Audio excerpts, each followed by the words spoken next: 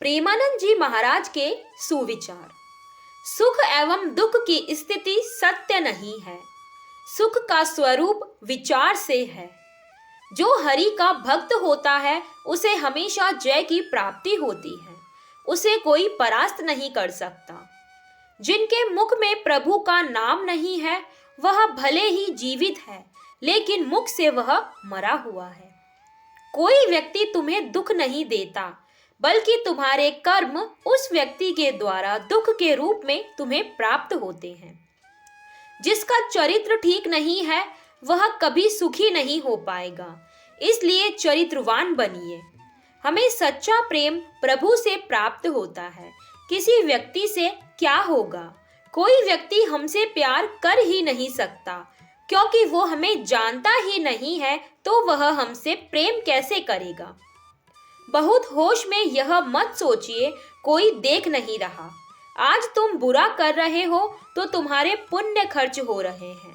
जिस दिन तुम्हारे पुण्य खर्च हुए, अभी का पाप और पीछे का पाप मिलेगा।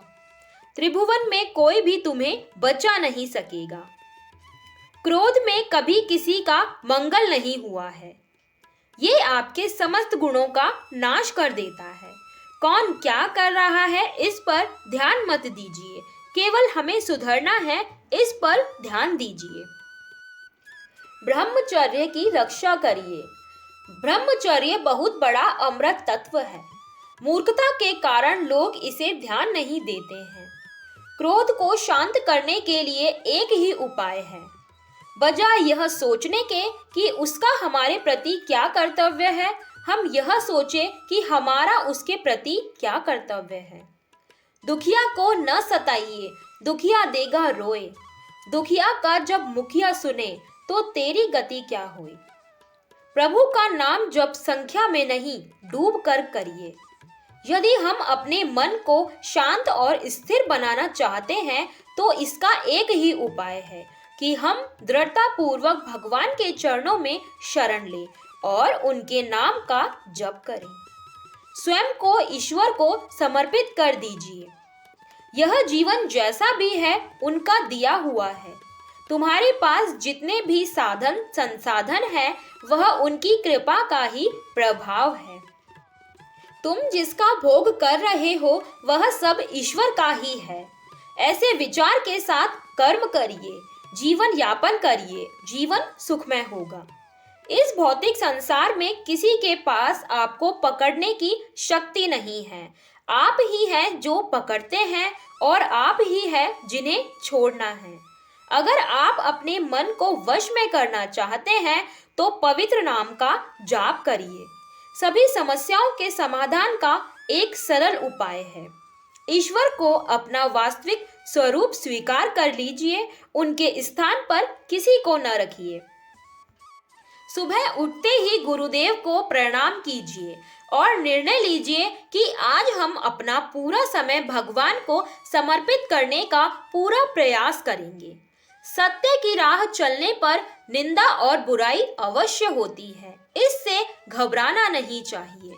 यह आपके बुरे कर्मों का नाश करती है। भगवान की आराधना के बिना मनुष्य सुख की प्राप्ति नहीं कर सकता। स्वप्न में भी मन को शांति नहीं मिल सकती। किसी भी तीर्थ में, किसी भी उत्सव में, किसी भी महान उत्सव में इतनी शक्ति नहीं है जितनी भगवान के नाम में है। इसलिए अपने आप को भगवान के नाम में डुबो दीजिए। भगवत प्राप्ति के लिए वेश परिवर्तन की नहीं, अपितु उद्देश्य परिवर्तन की आवश्यकता होती है।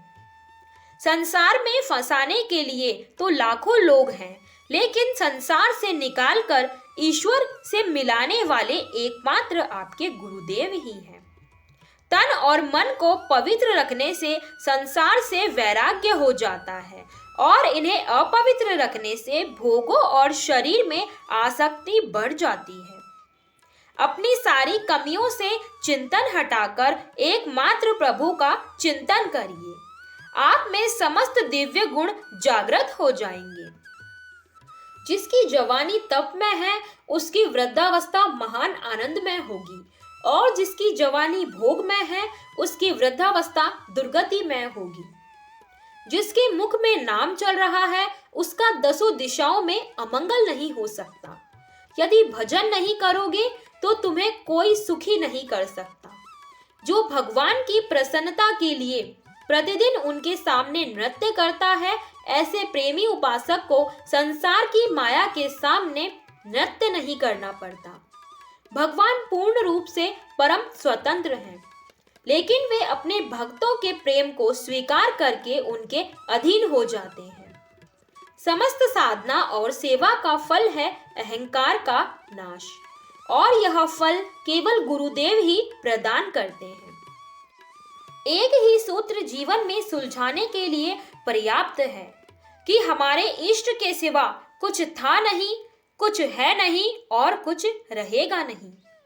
कामना संपूर्ण पापों, दुखों और जन्म मरण की जड़ है। कामना वाले व्यक्ति को जागृत तो क्या, स्वप्न में भी सुख की प्राप्ति नहीं हो सकती। इसलिए कामनाओं का नाश करिए।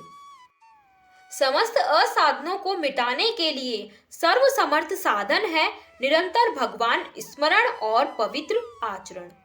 भगवान ने ये जो शरीर रूपी खेत दिया है, जो बो रहे हो वही काटना भी पड़ेगा।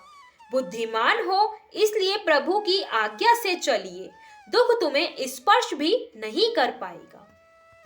तो दोस्तों, आज की वीडियो यहीं पर समाप्त होती है। आपको यह वीडियो कैसी लगी मुझे लाइक और कमेंट कर जरूर बताइएगा। ऐसी ही वीडियो देखने के लिए प्लीज़ मेरे चैनल से जुड़े रहिएगा। इसके लिए चैनल को सब्सक्राइब करना बिल्कुल भी मत भूलिएगा। मिलते हैं नेक्स्ट वीडियो में, तब तक के लिए जय श्री कृष्णा, धन्यवाद।